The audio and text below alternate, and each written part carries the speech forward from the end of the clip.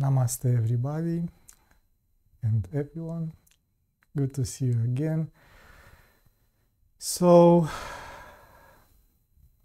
the today lesson will be about the 5 actions or acts of Shiva called panchakritya. Pancha means 5 and kritya acts, actions. It's a very interesting subject because the same 5 actions that Shiva performs are the same as we as limited Shivas perform every day, and we will see in which way and why is like this. First of all, let's see what are those 5 acts or actions of Shiva.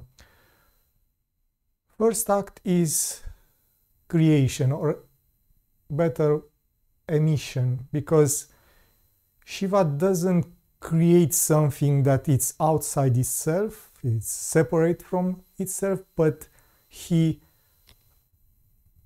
expands his consciousness into this world, and this expansion is actually the creation. So it's more like an emission, an expansion, and not just creation, like he makes something separate from him. But sure, you will also find that a lot of texts call this creation, srishti. Then we have sthiti, or maintaining that creation. So for a while, what is created, what is emitted, expanded, remain manifest. But then we have samhara, which is this reabsorption or dissolution of what was emitted back in the non-differentiated consciousness of Shiva. So these 3, emission, maintaining, resorption, are like very well known, because in the Hindu tradition we have Brahma, which is the creator, Vishnu, who is the maintainer, and Shiva, who is the destroyer, or the one who gets back everything in the transcendental realm or non-manifestation. So these 3 are part of every cycle in the universe. Everything in this universe goes by this cycle. Even us, we are born into this life, we live for a while, some longer, some shorter lives, but then we die. When we die, we actually don't disappear, but our body is reintegrated in the nature, everything's go back to the nature, and our soul will after a while get a new body and experience life again. So this is one cycle. Sure, there is the shorter cycle of day. We have morning, when we are opening our eyes to this awake state, and is like create a new day. We act and experience things throughout the day, and then in the evening we go to sleep, and experiences are resorbed in our minds to be processed during the night, and then another cycle is starting the next day. So everything in this world goes by these 3 phases: beginning, middle, and end. We can call it like this. And sure enough, we understand very well these three parts of the every cycle in nature. And another thing, everything is part of a cycle. Even if we don't see it like this, I don't know, we see a mountain and we think that mountain is forever like this. But no, that mountain at some point was maybe the bottom of the ocean. And after some processes, it rises to be a mountain. Wasn't like that from the beginning. And for sure, after a long period of time, maybe it will be again the bottom of the ocean. So everything goes by this cycle of rising, existing for a while, then returning in that non-differentiation or unmanifested thing. But the next two actions are not so well known, but they are still part of these cycles. First is this Tirodhana. So the term we call Tirodhana in different texts may appear as Tirobhava, Nigraha or Vilaya, which all means, all these words usually means concealing or hiding, like the true nature of the things. So Shiva performs this hiding using, for like we already know, using Maya to hide this divine nature and become duality and Purushas and limited experience. So there is this hiding that Shiva does in plain sight, but still hiding. And for sure, the reverse of this process is revelation, anugraha, which is called actually in text, or usually in text, is called grace, because it's the grace of Shiva that reveals again the unity and get us beyond this duality. So this is like the way in which Shiva acts in this world: creating, maintaining, resorption or emission, maintaining, resorption, concealing and revealing itself. But what this means for us, and sure, a quotation from Ishvara Pratyabhishna, which is a text written by Utpaladeva, a great master of Shaivism, is saying like this, and it refers to Shiva. When his attention becomes external, he makes objects like blue things, etc. He makes objects like blue things appear in a definite space-time context. This appearance of objects in definite space-time is his creativity. So it's like when Shiva becomes aware of something, that something appears in creation. And we will see the connection with our experience in a bit. With this appearance of objects in another space-time context, it is his act of absorption. So when he moves his awareness to another object, the first object is like disappearing. With reference to the actual continuity of this object, it is his maintenance.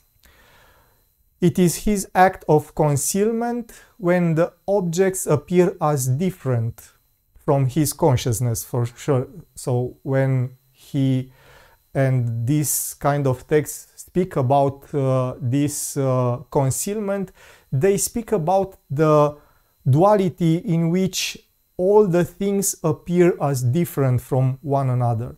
So we already spoke about this unity in which all things are having the same essence but appear for our senses and our minds as being different. This is this tirodhana, this concealment, this hiding. But when everything appears identical with the light of consciousness, it is its act of grace. So grace is this revealing that everything is the same consciousness. Now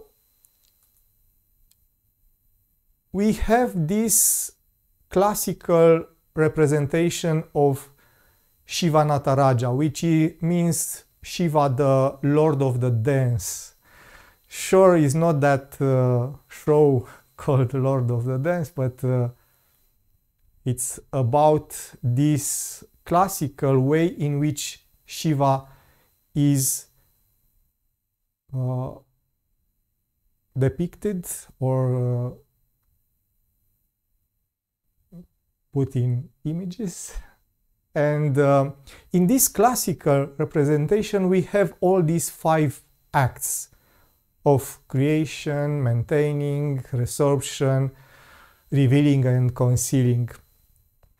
Because, sure, usually in Hindu tradition, gods and these higher beings are represented having more than 2 arms, because they are more powerful. They can do more than a usual human being. But still, it's a metaphorical representation. Shiva is not a human with 4 arms and dancing, but this is to help our mind understand what is this consciousness, which when it's represented dancing, means that this consciousness is actually dynamic, it's moving, it's not static, it's not inert, it's not dead, but it's actually like dancing, moving in a rhythm, because this is important. Dance means rhythm, and rhythm means cycles. Yes, every time we have a rhythm, that rhythm is a cycle. Yes. So what are those metaphoric representations of these 5 acts? First of all, this dance in which Shiva is represented is called Ananda Tandava, which means the dance of bliss. And in most these statues or pictures, Shiva is having a face like he is in meditation, even if the posture and the way he behaves is like very dynamic and moving fast in a dance-like rhythm. His face is like meditating. So he is in bliss, he is in ecstasy when he does this dance. And usually you see that ring of fire, actually being a statue, you cannot see that it's actually a ring of fire, which usually represents time, because time is like a fire that burns everything, transforms everything, because again, fire is a symbol of transformation through this burning. So this circle of flame usually means that Shiva is also the Lord of Time. Mahakala is the name. the great time. So sometimes it's like a circle, sometimes it's like in this kind like more like an ellipse. It's not always a circle. Sure, circle looks better, but it's more like an arc with a beginning, a middle and an end. Usually there are 3 points of every flame, which means the past, the present and future. Then there is also something that is not very known, but he has 2 kind of earrings.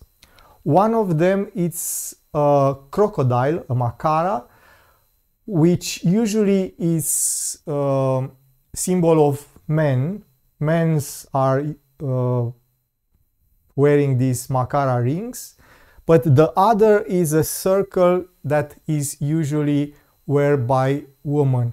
And this is the symbol of that, usually is called Ardhanarishvara, half man, half woman, meaning that he is beyond this duality of woman and man, or masculine and feminine. He is beyond this. And then we have these multiple arms. Like I said, those arms represent the divine power, because there are more than 2 like humans have, and each hand make a gesture. In first right upper hand he has a small drum which is called damaru. This small drum has 2, is like an hourglass, and you hold it in the middle, and is a string with a bead, and when you rotate it very fast, that string strike the drum and make a sound. And usually this small drum is the symbol of srishti, of creation, of emanation, because everything is energy, rhythm, and is created by this vibration, because that damaru, the sound of the damaru is not like doom doom doom, but it's more like a vibration, very fast vibration.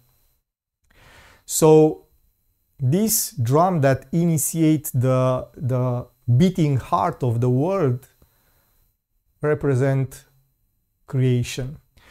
And then the other hand, the left upper hand, holds a flame, which is the symbol of dissolution, the transformation in something that is non-differentiated.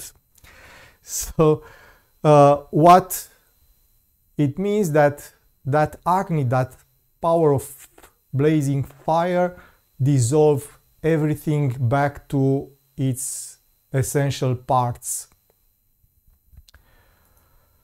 Then we have the 2 hands that are in front of him.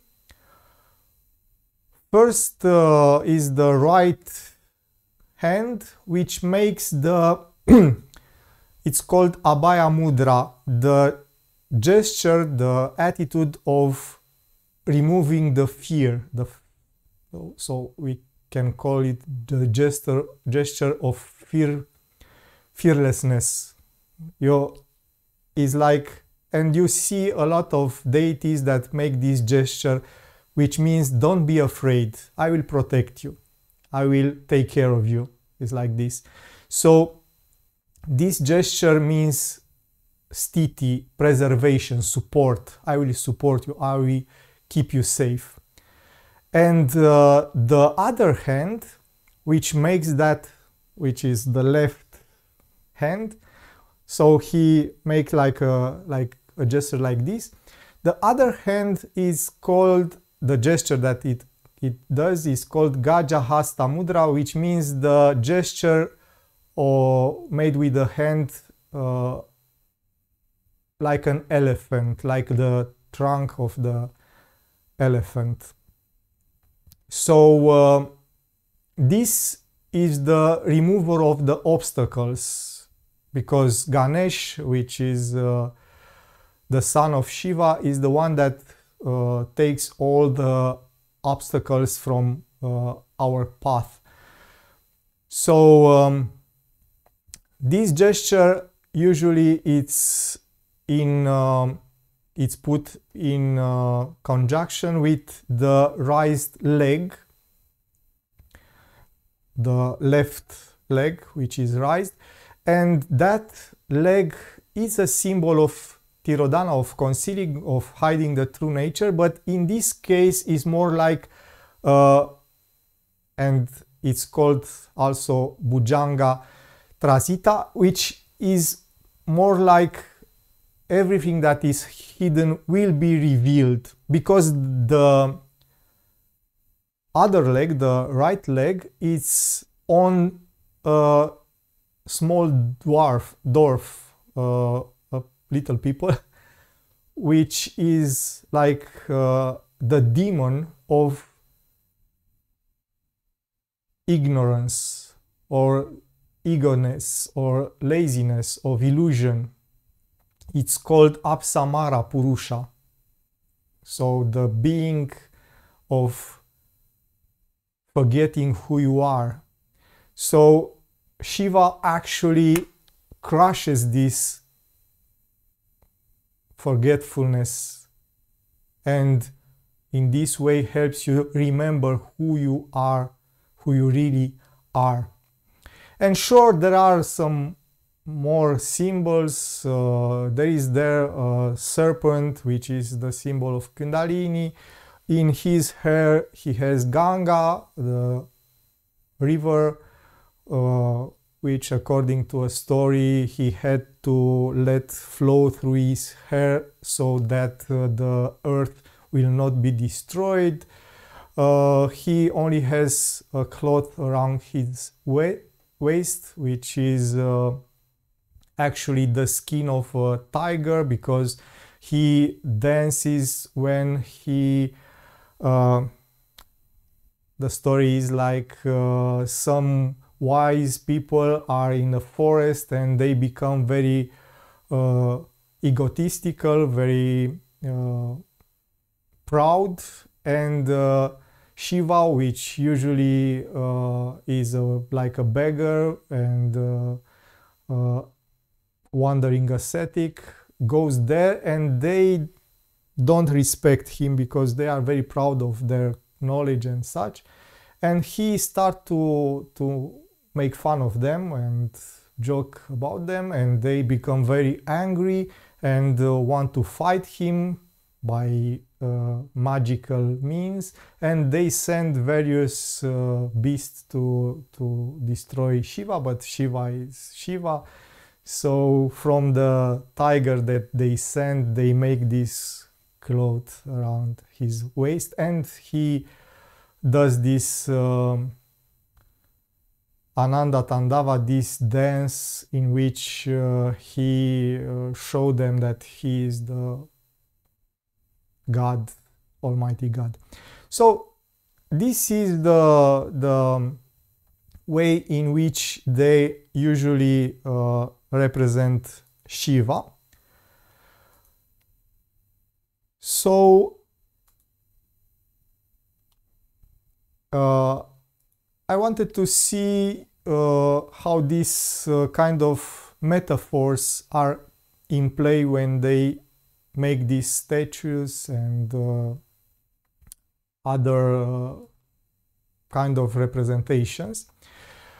And sure, getting back to the actions, the 5 actions of Shiva, we will use some quotations from a beautiful text of Kshemaraja. Kshemaraja wrote this Pratyabhijna Hridaya, which means the heart of recognition of the self, which is a very short text, like 20 sutras, but he actually explains them. So he have the sutras, but then has a short commentary on that sutras. And in the sutras 10 and 11, he speaks about these 5 actions from the perspective of Shiva and from the perspective of a yogi. And we will use this text for our practice in the end of this presentation. You will see how. But until then, let's see why he considered these 5 actions to be important. And the introduction to the Sutra 10 goes like this. One may now ask if there is some recognizable clue that indicates a person's divinity, such that even with reference to the condition of being a samsarin, a person that is in this world, one may confidently proclaim he is really God in that state. And there is. Thus it is taught, even then, when he is a samsarin, he performs the 5 acts in the same way.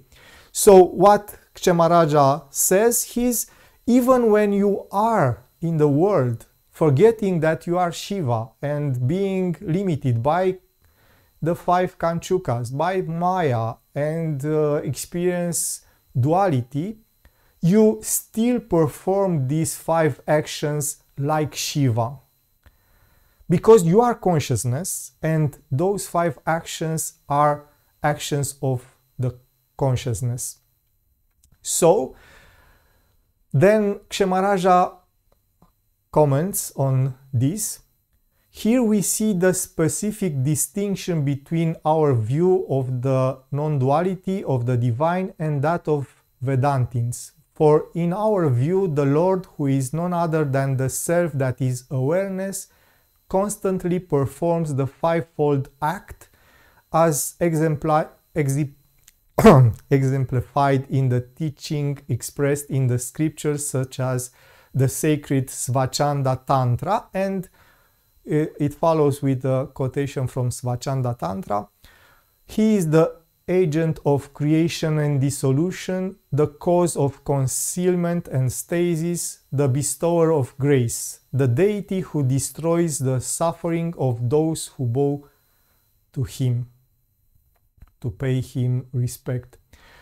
So, what Kshemaraja says in this, and sure, it's a bit of showing off to the Vedantins.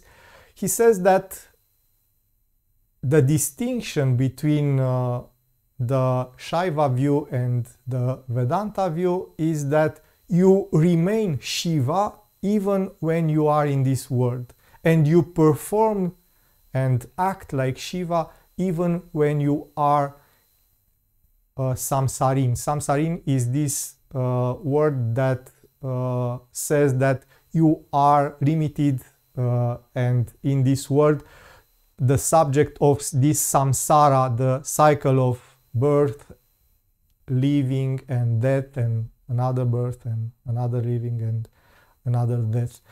So then he continues, just as the blessed Lord performs creation, etc., the 5 action, which is simply the unfolding of his own nature to the process of expanding the pure and impure realms, in the same way he performs the 5 acts even on the level of samsara, in the form of the one whose power of awareness is contracted. So, Shiva expands his consciousness through the pure tattvas. You remember Shiva, Shakti, Sadashiva, Ishvara. Yes, you remember Shuddhavidya, and the impure tattvas, which are Maya, the Kanchukas, the Purusha, Prakriti, Antahkarana, Karmendriyas, Jnanendriyas, and such. So this is an expansion of his consciousness. But even when he is on the level of samsara, even if his consciousness is contracted, is not infinite, is not universal, even then he does these acts. And Kshemaraja follows with a quotation from Ishvara Pratyabhijna, that text of Utpaladeva, that say, thus the Lord, even in everyday life, out of his own free will, manifests externally the multitude of objects that are actually appearing within him by infusing himself into the levels of body, mind, prana, and such. So what this continue to say is that consciousness is everything. Consciousness is actually in everything that appears to our awareness. So even if it appears as objects and such, it is actually this expansion of the Shiva consciousness. In accordance, and Kshemaraja continues, in accordance with the perspective taught in the stanzas of recognition, which is another famous text, Spanda Karika, when the great Lord, who is simply awareness, externalizes it himself, he enters into the levels of the body, prana, and such, and manifests an object of awareness. For example, the color blue in a particular place, time, and form. When he does so, then he is the creator with the respect to the aspect that are manifest. So it's specific place, time, and form. At the same time, by doing so, he is necessarily also a withdrawer with respect to other places, times, and forms. So what is saying here is that every time as Shiva, our awareness is focusing on something else disappears. So when we look at an object, another object that we are no longer aware of is like disappearing. So this is the withdrawer, the one that gets back what is not in the field of consciousness. He is a maintainer in terms of whatever aspect of manifestation continue to be present. So for as long as we are aware of something, we maintain that something in our consciousness. He is an agent of concealment when he manifests the object as something apparently separate. Like I said, this concealment means that we see things as different from one another.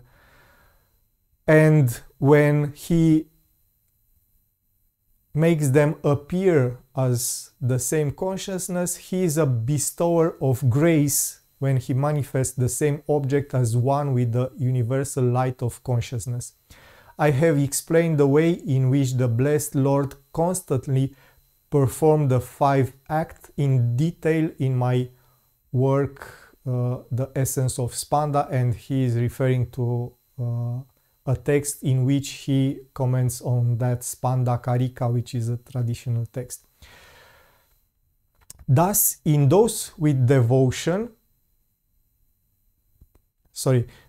if those with devotion constantly contemplate with firm determination the fact that their own authorship of the 5 acts is actually revealing their divinity, for this very reason, those who constantly cultivate and practice this come to know that all things are an expansion of their own nature, and they are called liberated in life, Jivan Mukti, by our tradition. But those who do not know this are bound souls because they perceive the whole collection of knowable objects as completely differentiated. So what Kshemaraja said in the end of this quotation is that if you are aware that you perform these 5 acts of consciousness and of awareness, you are a Jivan Mukti, a liberated in life. If not, if you see only duality and differentiation in the world, then you are samsarin, like the term, you are immersed in this samsara, this world of born, live, die. Then this is the way in which Shiva, but also our consciousness, perform these acts. And like a little parenthesis, I will present you the way in which Lakshmanju speaks about this anugraha, this grace. And the grace of Shiva is a very interesting subject, because usually we think of grace like discretionary act of some higher being, God and such, in which God on a whim throw the grace on someone, and that someone suddenly becomes enlightened, and it's like this. But in Shaivism, they say that Shiva's grace is always there. The problem is not that Shiva doesn't give his grace. The problem is that you are not open enough to receive that grace. So what you are doing by practicing different techniques or meditation and such is to open yourself to receive more of this Shiva's grace, and sure to remove that hiding, that tirodhana, which means duality and differentiation. So the openness you have to receive that grace differentiate different kind of disciples and masters. So Lakshmanju says that there are 9 forms of openness to the grace. He says 9 forms of grace, or Shaktipata. Shaktipata meaning this transfer of power, of grace. Shakti means energy, like you already know, and Shaktipata means this transfer of energy through grace. So in the way that Lakshmanju describes this in his text, The Secret Supreme, which is actually a transcription from some discussion that he had with his disciples, he separate, and I present you this because it's a way that lot of texts separate different kind of disciples. So usually you have the intense one, the medium one, and the weak one. Yeah, you will see this in Yoga Sutras, in Hatha Yoga Pradipika or Gheranda Samhita or Shiva Samhita. Usually you have the weak kind of disciple, the medium kind of disciple, and the intense kind of the disciple. But Lakshmanju says that in the same time you have different types of masters that are differentiated by the way they receive the grace. So going from up to down, we have this Tivra Shaktipata. Tivra means supreme, very intense. So this first level of supreme grace, it's when the person that has this openness to receive this very intense grace, very fast and very sudden, he become a realized person. But this grace is so intense that he cannot remain in this body. So he just leave the body and enter Mahasamadhi, the way they usually say when you die. But he actually is liberated in that moment and he leaves his body. So this kind of, because he's a perfect being in that moment, he's like a master, but he cannot interact with disciples because he leaves his body. So he can only in secret enter the deserving hearts of the disciples, because he is not visible in this world no more, because he was receiving that kind of grace.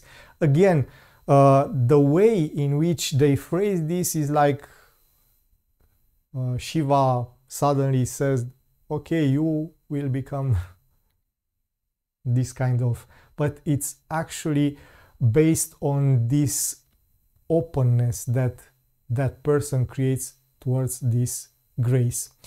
The next level is Tivra Madhya, so the supreme medium grace, in which the perfect that receive this kind of grace, this Shaktipat, becomes completely and perfectly illuminated, but he remains in his body. So usually this kind of guru has to, or this kind of master has to encounter another master, and but he doesn't need any kind of teaching. He is practically experiencing a spontaneous enlightenment. So this kind of master live in the world with physical body, helping the mankind to so sorry, this kind of master is not made by another master. So he received this mastery from the Shiva directly, and is like a self-made master. Like you can call Ramana Maharshi this kind of master, because he didn't have anyone to teach him, but from this kind of meditation that he practiced, he opened himself to the grace of Shiva. He actually lived on that mountains, that mountain Arunachala, which is a symbol of Shiva, and he became a master through this kind of grace. He didn't need nobody. But you will see the next kind of master receive Tivramanda Shaktipata, which means the supreme inferior grace. And this kind of master need to encounter someone, but he doesn't need any kind of teaching like the previous one. He simply is touched by a realized master, or that master looks to him, or just embrace him, and in that very moment he attain enlightenment. So is like a very spontaneous thing, but needs like a catalyst, like a medium to help him go there, because this is the supreme inferior with supreme weak grace. And this kind of master is called, it's known like Rudra Shakti Samaveshach, because he received this Rudra Shakti kind of Shakti path. And then we have the medium Shakti path, the different kinds of medium, the different kinds of medium grace. So first is Madhya Tivra, the medium supreme grace, and usually these are the disciples. So this is the superior kind of disciple because he wants very much to reach enlightenment, but he need to be initiated by a master to receive like a mantra or a practice, and he had to be taught this practice, but he is very devoted to the practice and his only desire is to reach Shivahood and become enlightened. And so for this kind of disciple, he actually reach enlightenment during his life through initiation and practice, but he is not completely satisfied. Only when he leaves his body, his physical body, after that he is fully enlightened and such. The next kind of disciple is Madhya Madhya. He is the one who received Madhya Shakti path, so the medium grace. And this kind of disciple wants to be enlightened, but still he wants to enjoy the world. So he wants to have both things. So I think a lot of us are in that kind of category. We want enlightenment, but we still want to enjoy the world. So for this kind of disciple, usually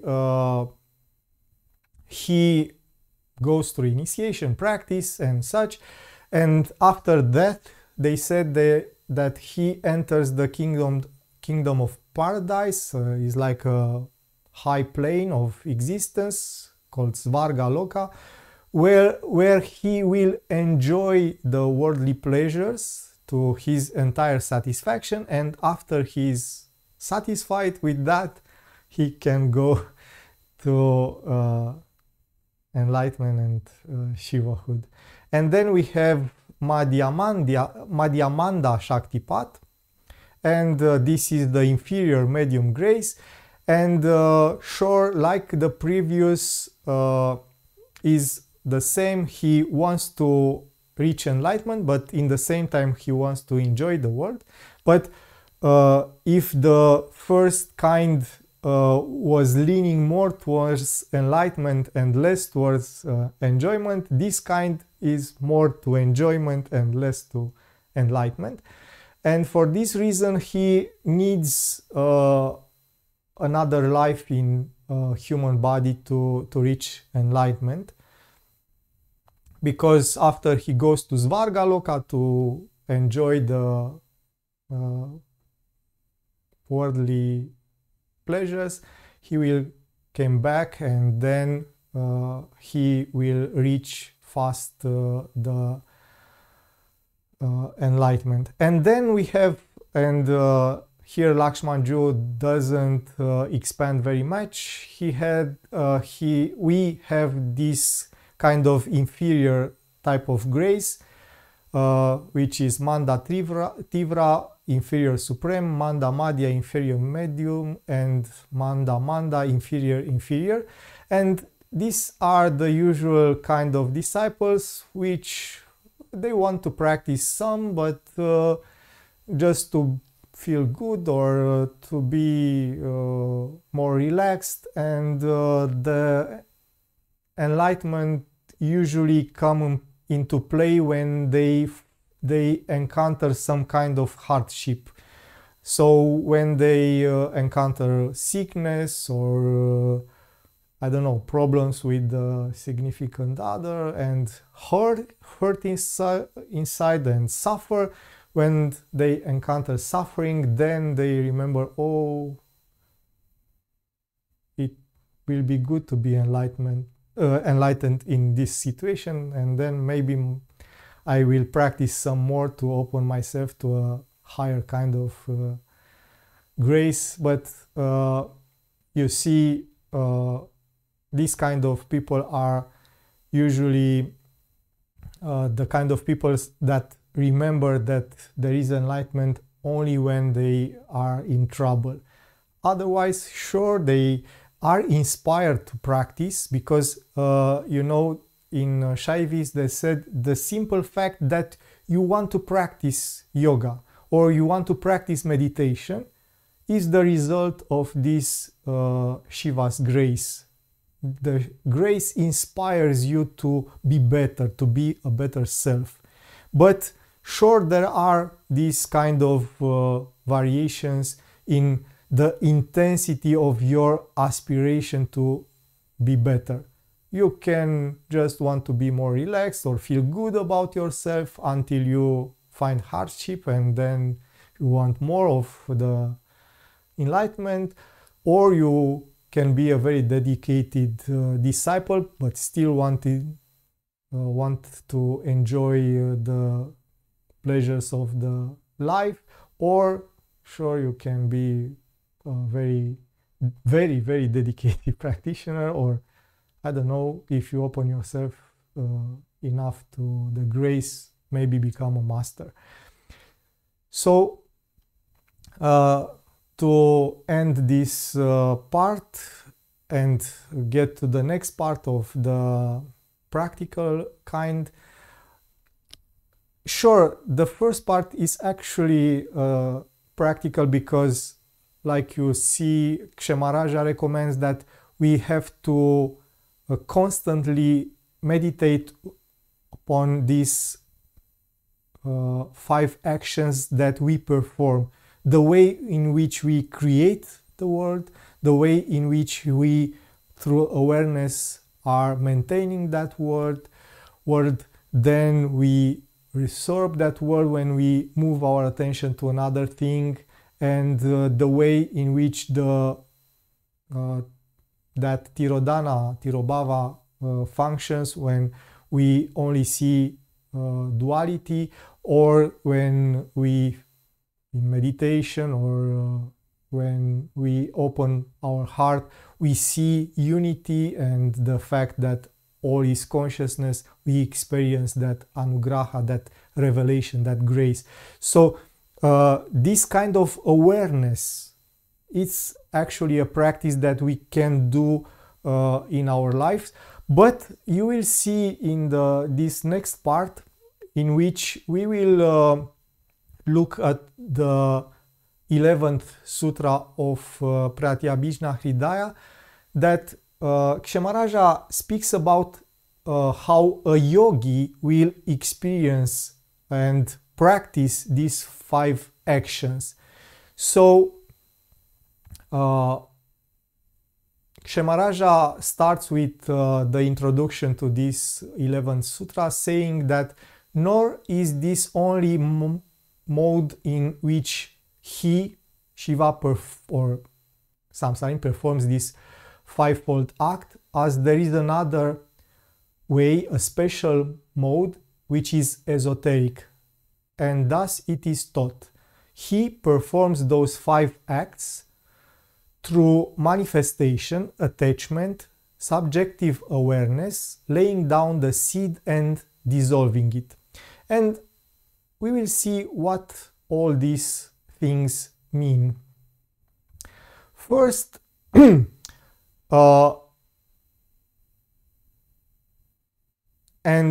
I want to let you know that this kind of teaching is part of the Krama lineage.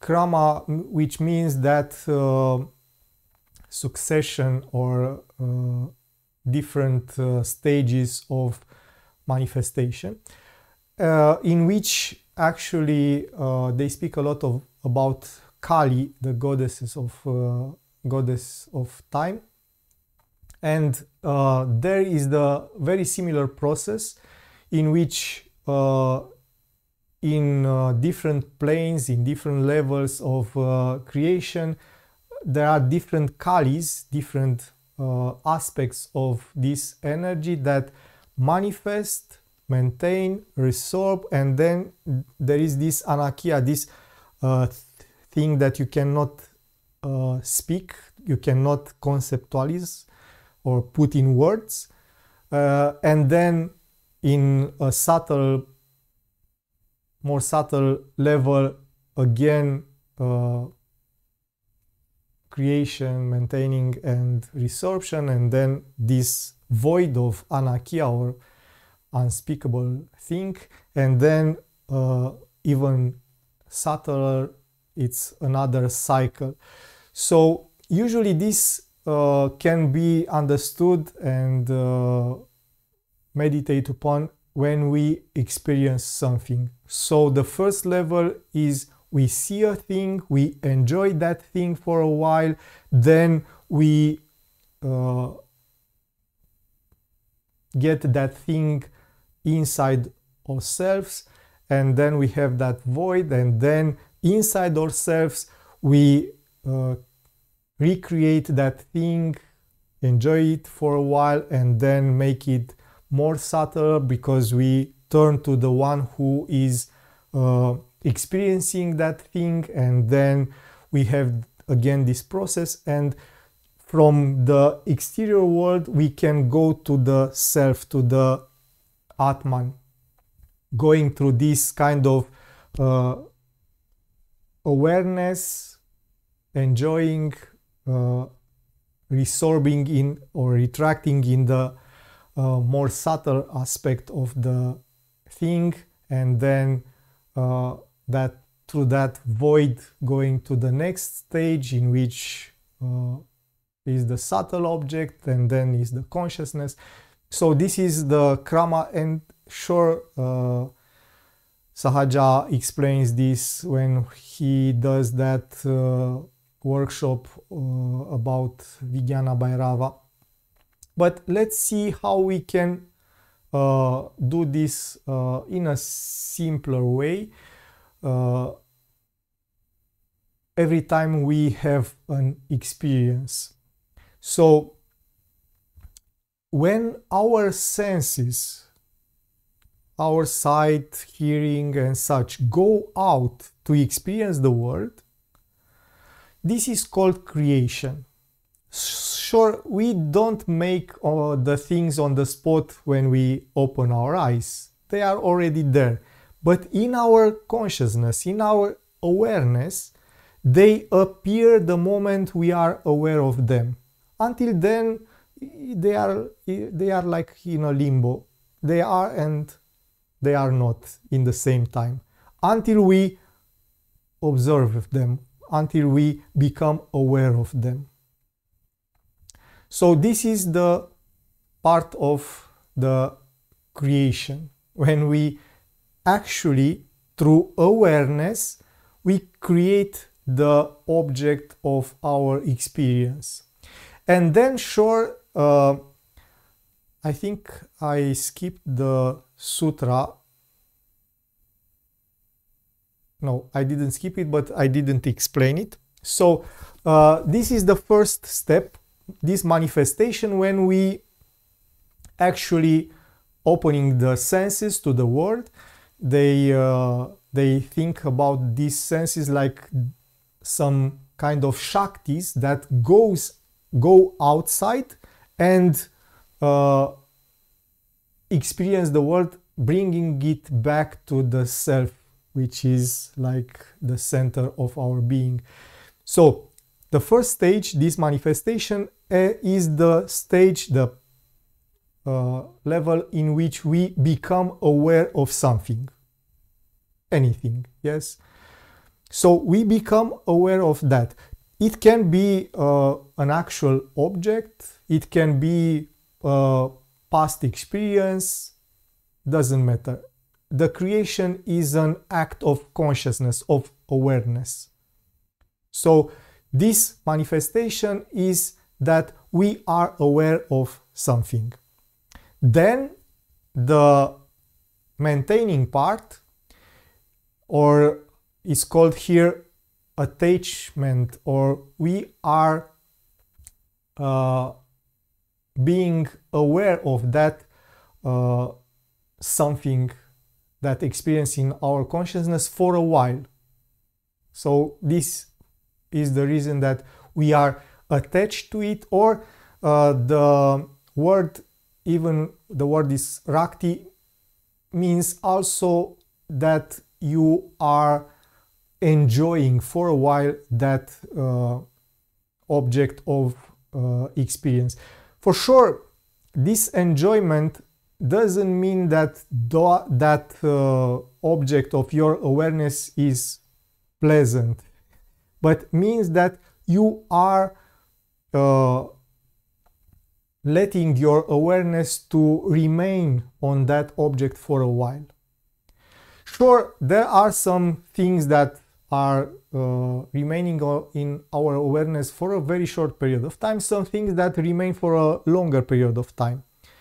But in our meditation, we will try to keep them for a while, to experience that object for a while. Actually, when Kshemaraja explained this part, he used the word kamatkara, which means that is like a wonderment towards the object of your awareness. It's like you are very curious, like a child, sure, like a child which is very curious about anything. You can also be curious about your experience. And then is this dissolving? The moment, sure, is called vimarshana, is like a resorption of that awareness in our consciousness. So sure, usually this means that we change our awareness to another object, and this object is resorbed in our awareness. Usually we are not paying attention to this process, because we are already curious about the next thing that grabs our attention. So we are not paying attention to this kind of disappearance of the first object of our awareness and the appearance of the next. And sure enough, our attention is very fast to grab different objects of awareness, and the process is very fast, and we don't have the time to pay attention to every part of this process. But in the meditation that we will do tonight, we will try to slow down and just be aware of something, then sure, keep that awareness for a while, and then in this situation we will close our eyes and bring that experience inside, and revert the awareness from the object to the one who experienced that object, to the one who is actually having that experience. And then there is this, sure, we can say that the hiding and revealing cannot go together. Even you are hiding, either you are hiding it or you are revealing it, the consciousness. You are seeing difference. This is an object, that is another object, that is another object, or you see all is consciousness, all is an experience of my awareness. You cannot see it both.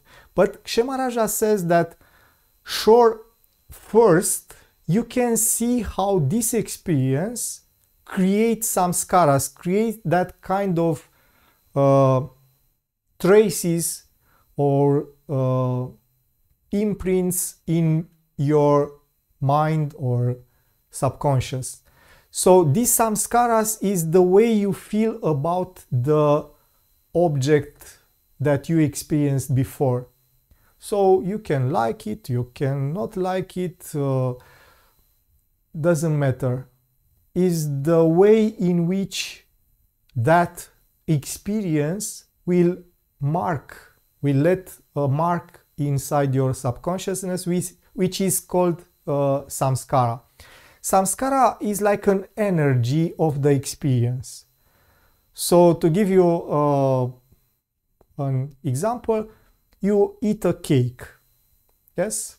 Usually eating a cake is a very pleasurable experience. So the samskara, this imprint in your subconsciousness is, I like it. And next time when you see a cake, a beautiful cake, then that energy, that imprint, that samskara will become activated. And you remember, I like cake. I felt a pleasurable experience when I last ate a cake, and now I want a cake because I know it will be a pleasurable experience. So this kind of thing is happening every time we have an experience, even if we are not aware of this. And usually we are not aware of this imprint, of this samskara. So this is called in Pratyabhishna Hridaya, is called laying the seed, putting a seed in the ground, so that the next time we have a similar experience, that seed grows in a plant. Sure, in the yoga tradition, this kind of similar samskaras create a vasana, a tendency. In our example with the cake, today I eat a cake which I like, tomorrow I eat another cake which I like, and the day after tomorrow I want a cake. This is the vasana, this is the tendency. Because I ate a cake and I like it, and then I ate another cake and I like it, now I want to eat a cake. So in this way, sure, it's a very complex process, but simplifying it very much, in this way we have these tendencies and these reactions to different situations. Because even if we are not, I don't know, we see a person and we don't know that person, but because the way he looks, the way he dresses, the way he speaks and such activates different kind of samskaras and vasanas, we feel that we like that person or we dislike that person. But actually we don't know that person enough to form an opinion. We just react through these seeds that were planted in our subconscious. We react to these kind of things and we form an opinion before we even know that person. So in this stage of our meditation, we will try to be aware of the kind of samskara, of the seed that is planted in our mind. And then, sure, Kshemaraja says that we can burn that seed. We can make that seed go away so that doesn't remain in our mind and subconscious. Why is this important?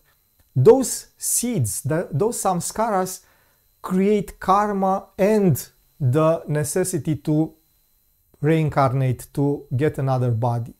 So if we can burn the seeds, we are no longer bound by samsara and we are not having to born again. Sure, it's not that that simple to burn these seeds, and what this means is better not to let them get in the ground and burn them on the spot. Kshemaraja says something like this: when something that has been internally deposited in this way, that seed, that samskara, or even something that is actually being experienced now, becomes one with the fire of consciousness through the process of sudden digestion, which is called hatapaka, also known as the method of total devouring, alam grasa, then it is said to be graced to experience anugraha, because it has been integrated into the state of complete fullness, purnata. What this means? What is this sudden digestion? So when we become aware of these seeds, of these samskaras, we can digest them. It's like we burn them to this fire of consciousness, because being aware of this, how we feel about that experience, allow us to be detached. And this detachment, it's made through that kamatkara, to that wonderment. We think, oh, look how I feel about this thing, or how I feel about this experience. Sure, we can use this process to digest, so to speak. Sure, this digestion is used because usually when you ingest food, that food is processed and becomes just nutrients for the body. It loses all the differentiation that is when we put it in our mouth. For our stomach and intestines, it is not what we ingest. It is just a soup of nutrients that are taken by our body. From this metaphor is this kind of digestion. And we can use it to process, to digest some difficult events in our life. For example, we, I don't know, split with some that we love. And usually this is very hurtful. We suffer a lot. And doing this process, we can evoke that person, seeing it with our mind eyes in front of us, and keeping that image for a while, then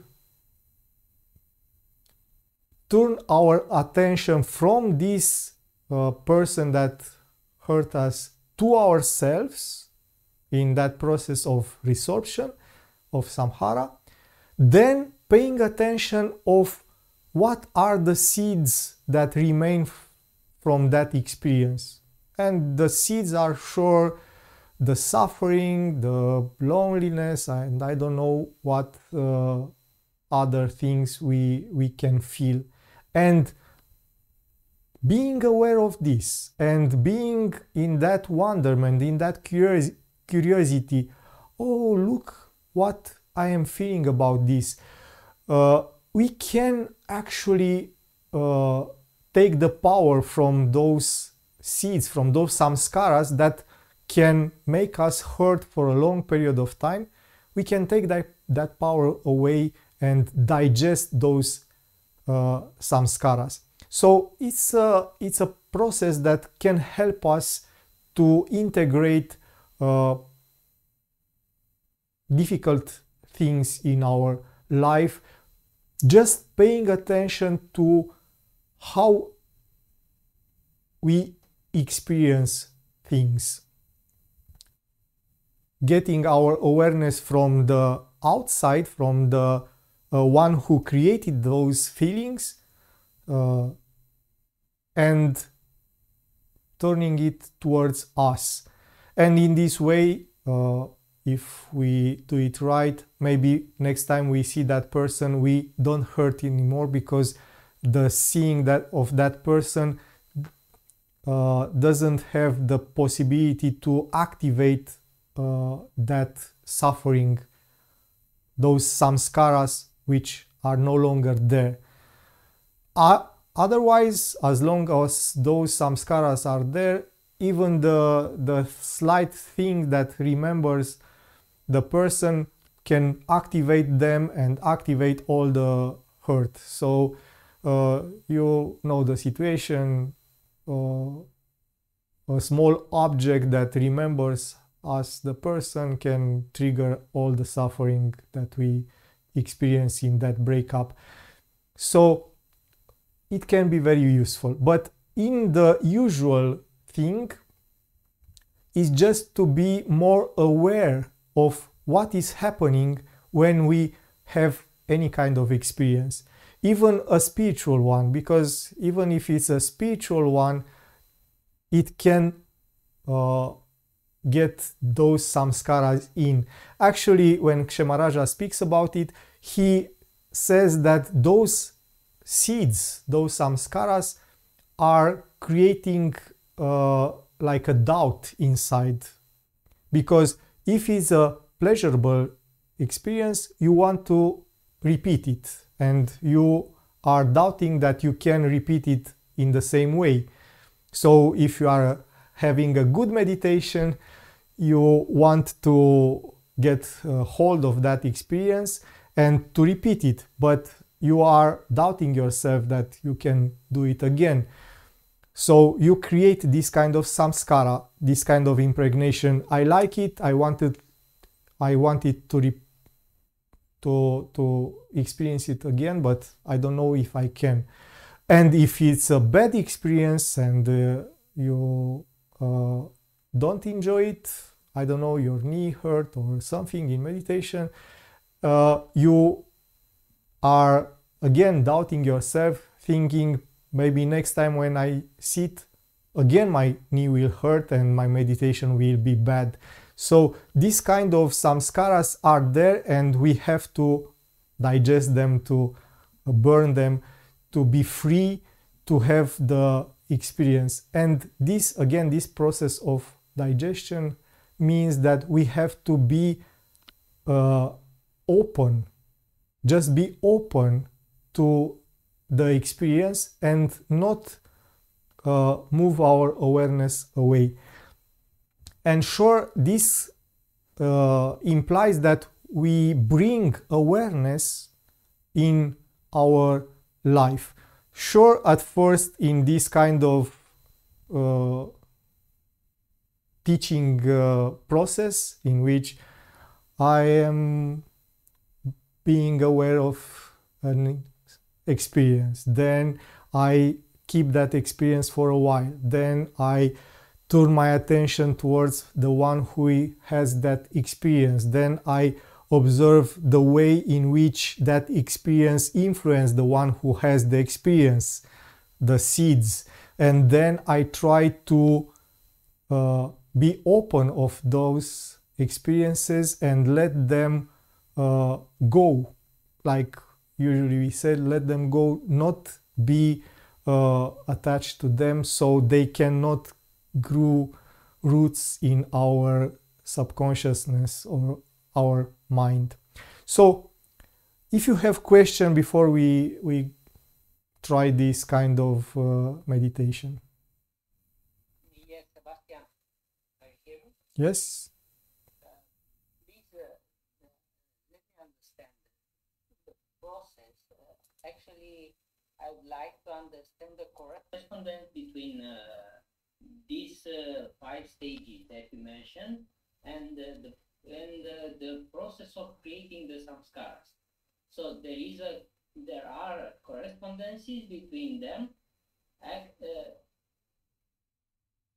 For example, when you go out to perceive something, the samskaras are created? Samskaras are actually the subjective, the way in which the experience is reflected in our awareness.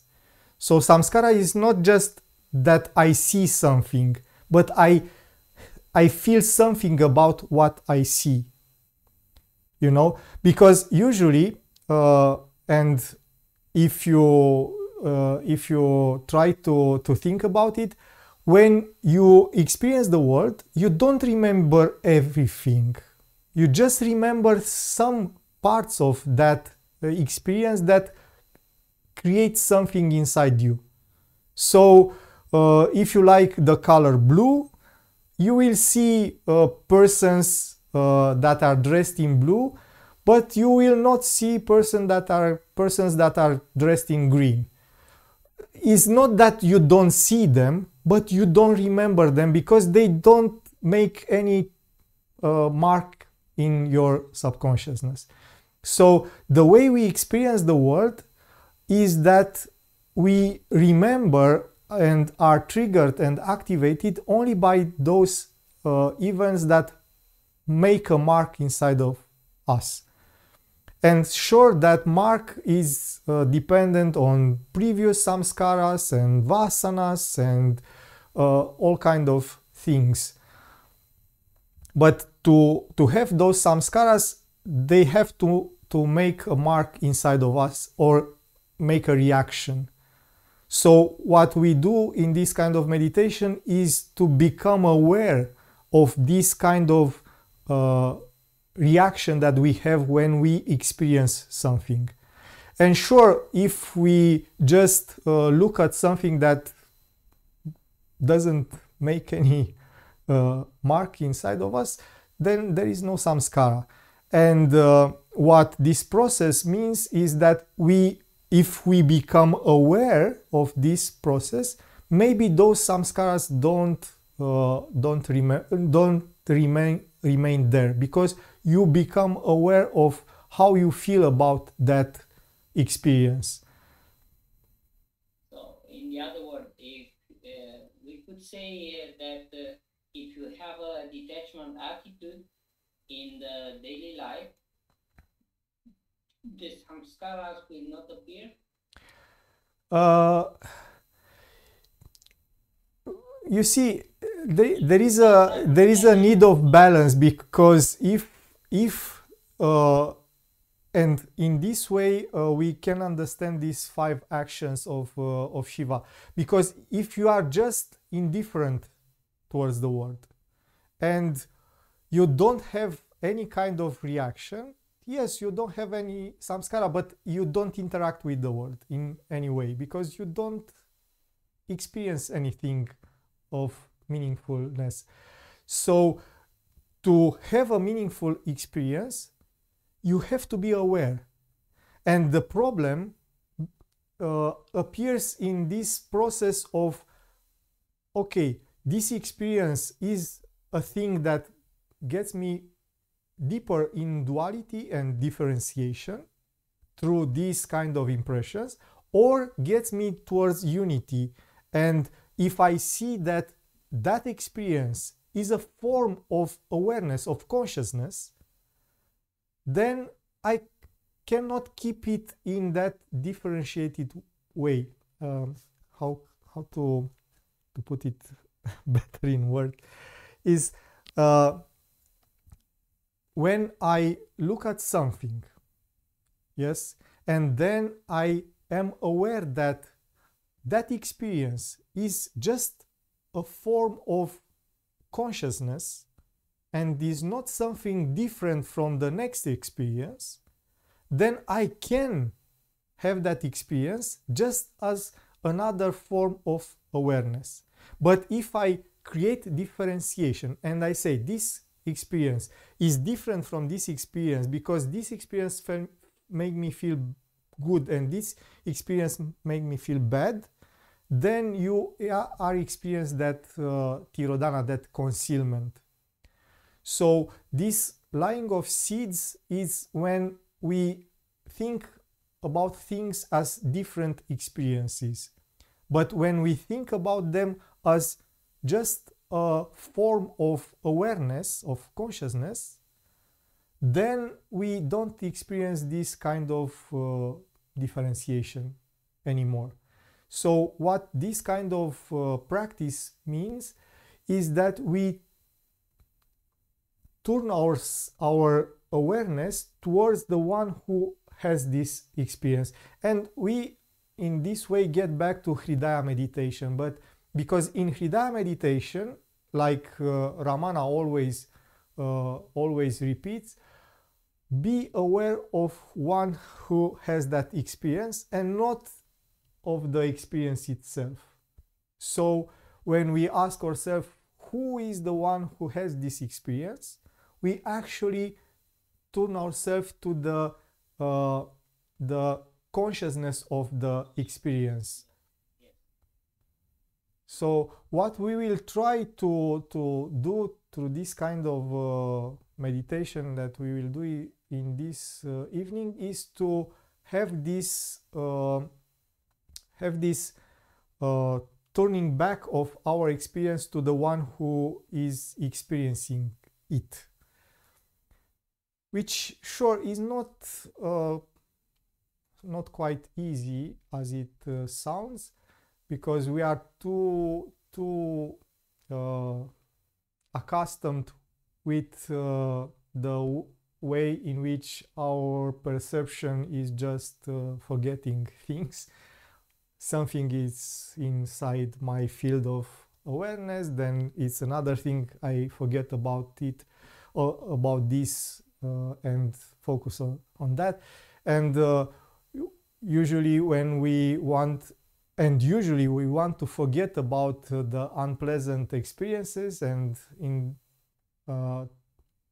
in this trying to forget about unpleasant experiences, usually we find something that gets our awareness more than the unpleasant experience, and for a while we forget about how we suffer, but then that suffering laid that seeds inside of us, and in an instant comes back up the moment that those samskaras are activated by something that triggers them. So try to hide them. Yeah, you like we say in Romania, we try to get it under the rug and not see the dirt anymore, but the dirt is still there, and when we lift the rag, is more than we expect it to be. So what this kind of method teaches us is to be open to whatever we experience, and this openness makes those seeds, those samskaras, to be burned by the fire of awareness. And again, it's not an easy thing, because it's hard to look at something that we don't like, and it's hard to look at something that we like, because we are experiencing, like Shemaraja says, that doubt that we will not experiencing that again. Like we remember the person that we love and think that kind of love will not be possible again, and again is like suffering, and we don't want to think about it anymore. But this is the problem with those samskaras. They will be triggered when you least expect them to be triggered. And if you meet them the moment they are created with this openness and this awareness, then they don't have that power over you anymore. And it's about creating a habit of being more aware of what is happening to you. And Ramana was getting there time and time again, because every time someone come to Ramana and said, oh, I want to do that and that and that, he just asked him, who is the one wanting? Who is the one that wants to do that? Think about that. He repeated the same process. Again. Yes, the same process. Get your awareness to the one who is having the experience and not on the experience itself. Because if you are only aware of the experience, then you will lay the seeds for the next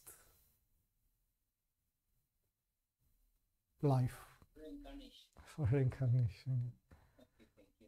And sure, maybe it's not a problem to get a new life, but if you are continuing to not be aware, that life will be like this one. So it's better to understand and practice this kind of awareness of yourself to get to a better life next time, if it will be a next time. Another questions or other questions? So let's try this process, which again, it's about awareness. And to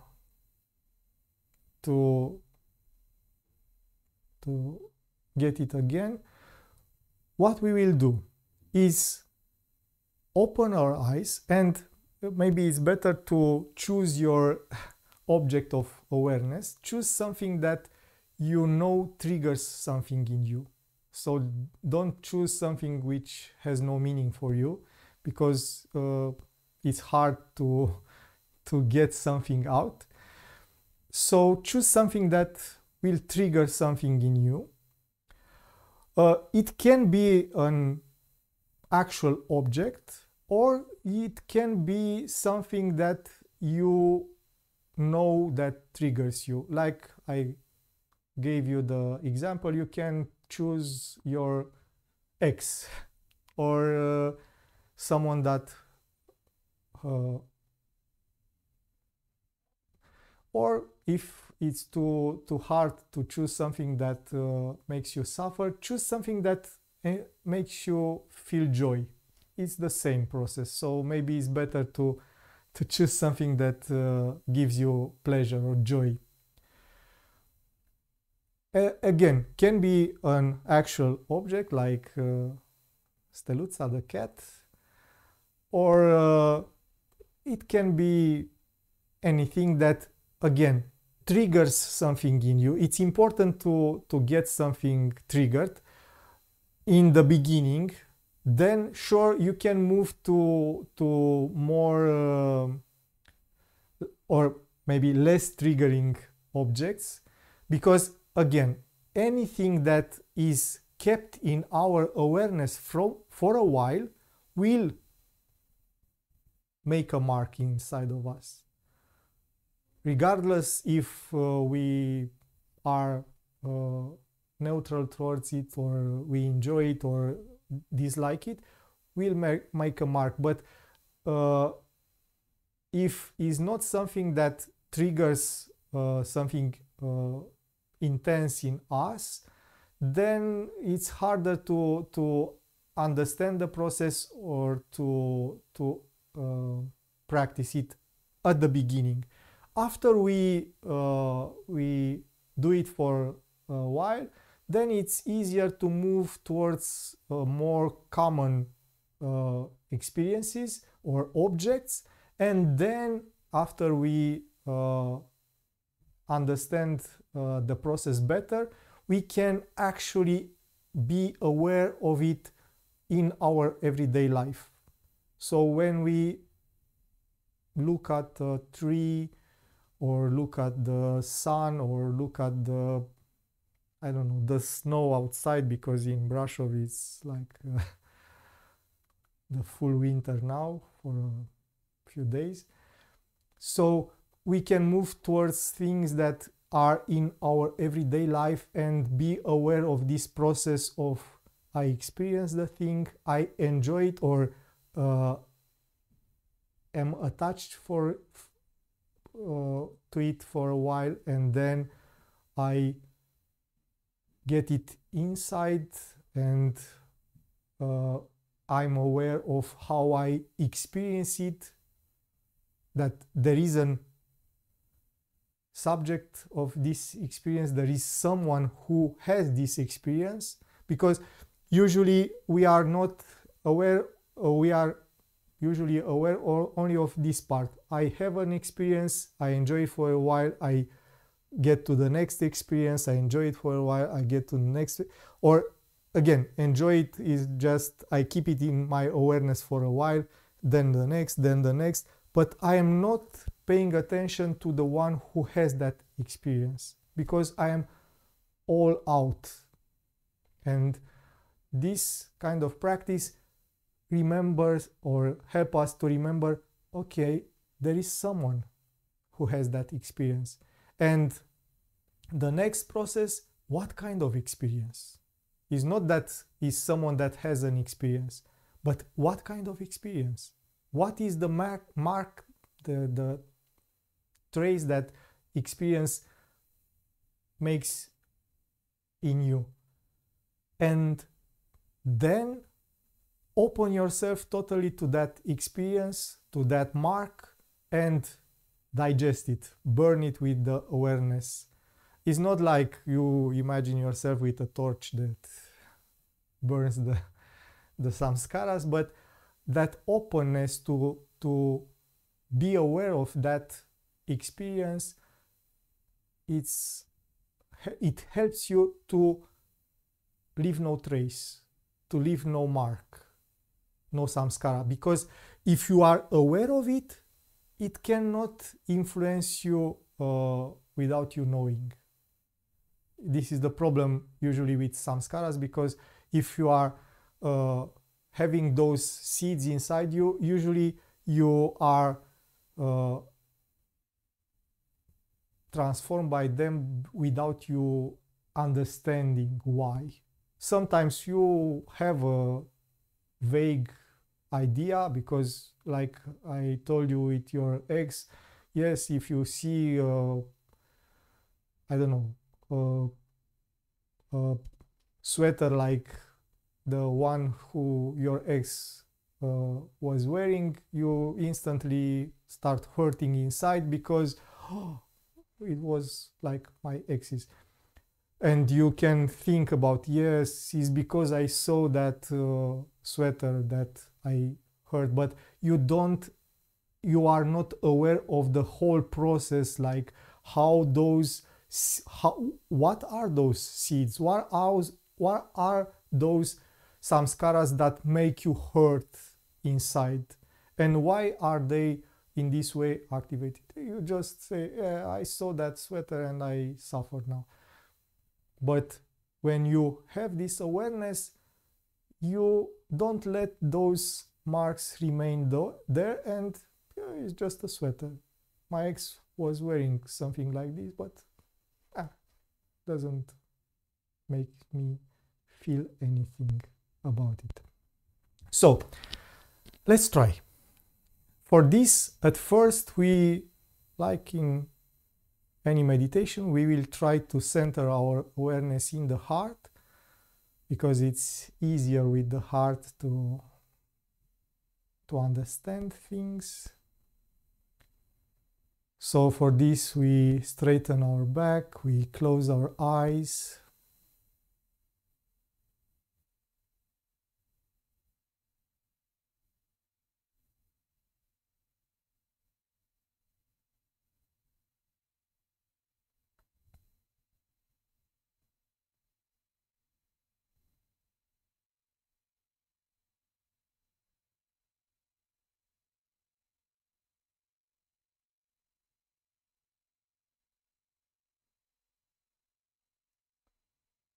We become aware of our spiritual heart,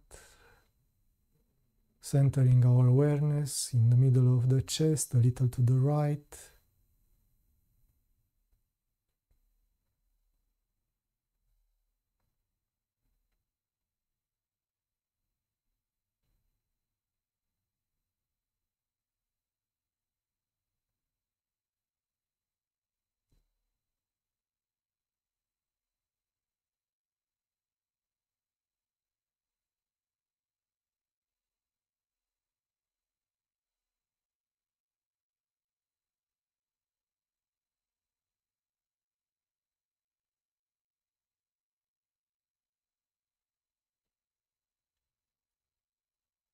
And now, keeping this awareness of the heart, we will open our eyes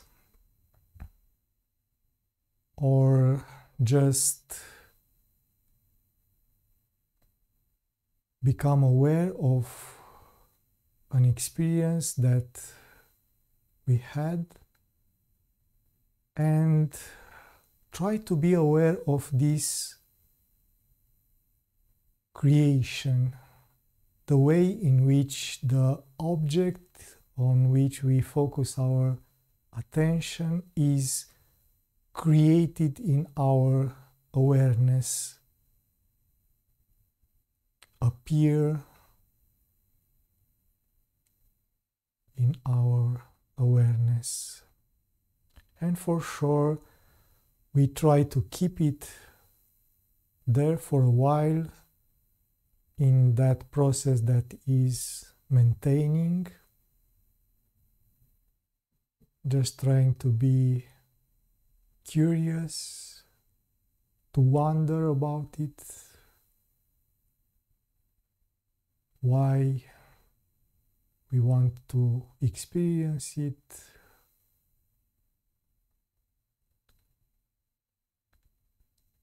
But we try not to make a story about it, so we try to have this experience outside the stories of the mind. Just be aware of the way you experience it.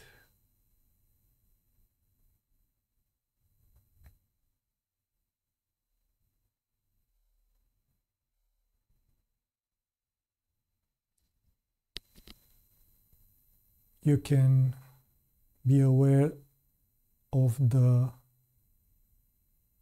both processes, that is something created in your awareness and that you keep it there by keeping your attention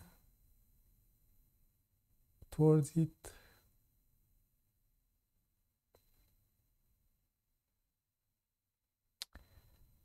And now we just close our eyes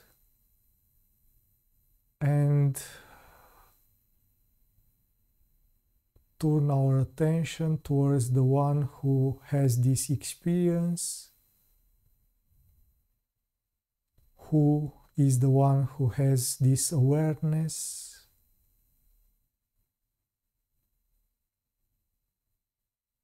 And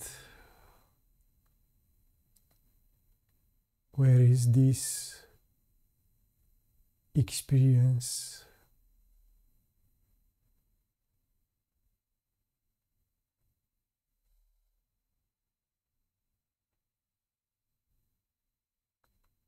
And then we try to just be aware of the way we feel about it.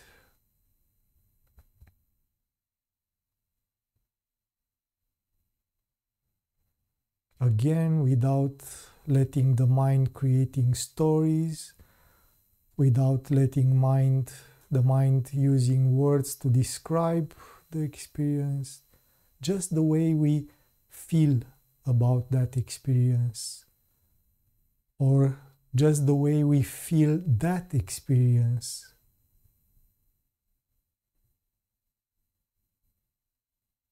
How we feel when we see, hear, taste, touch.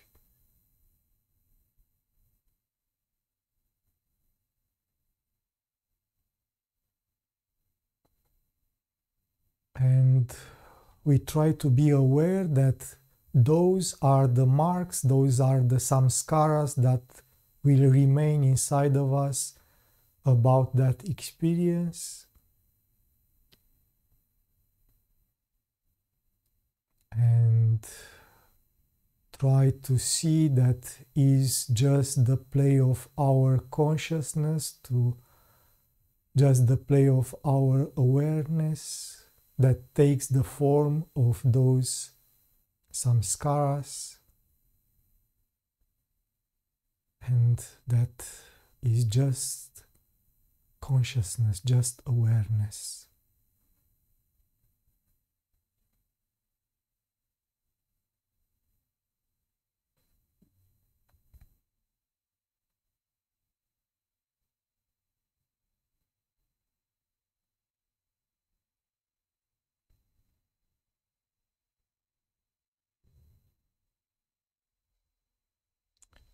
And now we can use this experience again as a new cycle of the 5 actions.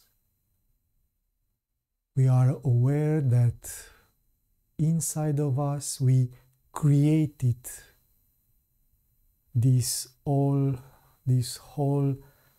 process of having an experience, then maintain the awareness of it for a while, then turning ourselves towards the one who has this experience, then be aware of the way we felt that experience, the energy of that experience that can be a trace inside of us, a samskara, then the way that our awareness burned that samskara.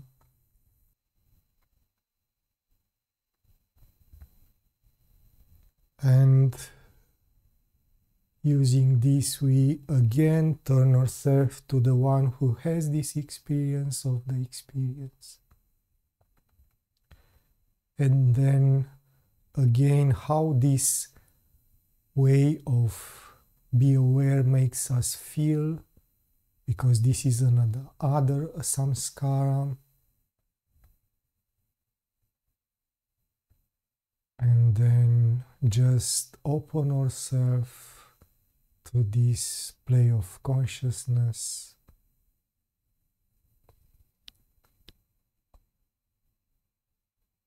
Who am I?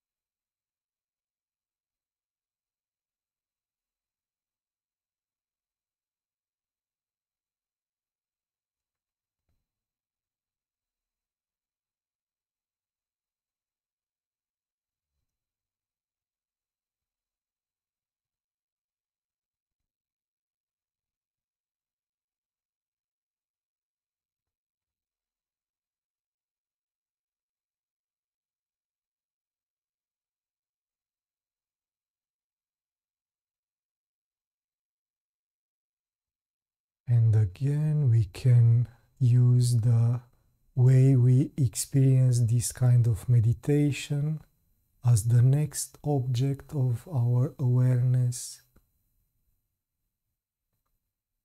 How we feel in this moment is the object of our experience. We maintain our awareness of the way we feel for a while. And then we ask ourselves, who is the one having this awareness? How this experience is feeling, and what are the traces that it will make inside our mind. And then see them as the consciousness taking various forms.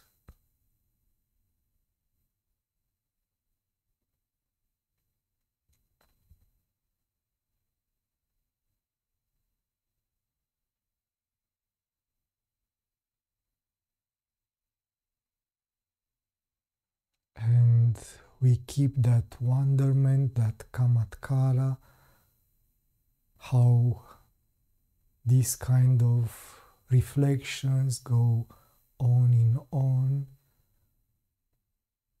deeper and deeper, until we can no longer say who is the one having the experience, what is the experience, because all is consciousness. There is no difference, just unity. All is consciousness.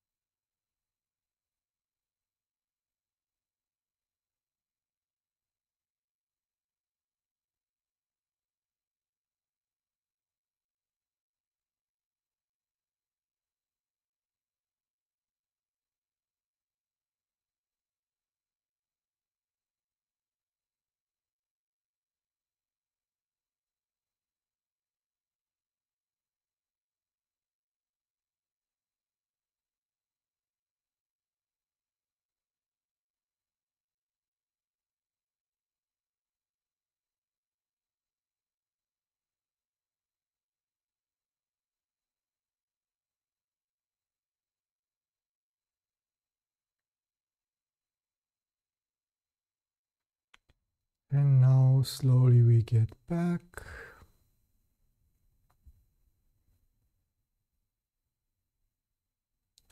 Opening our eyes and become aware of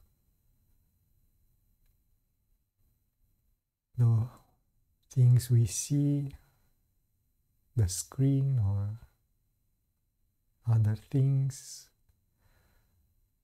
and trying to keep that process in mind. Opening our eyes, we create that reality in our awareness and keep it there for a while until we end our session.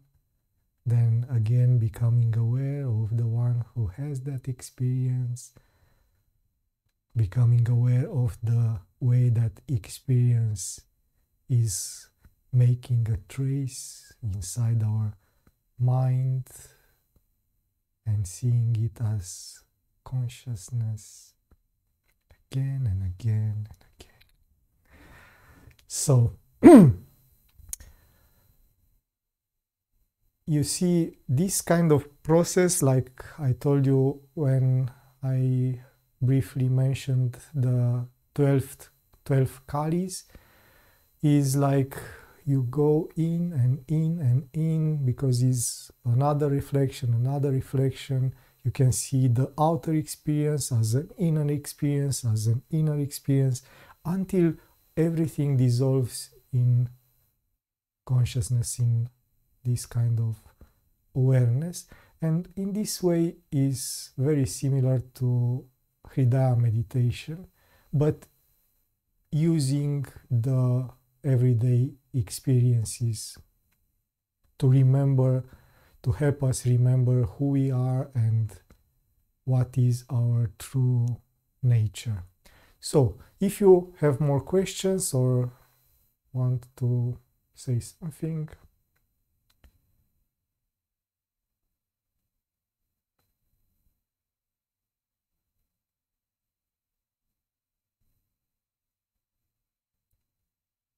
then I wish you a good night or evening, and see you next time.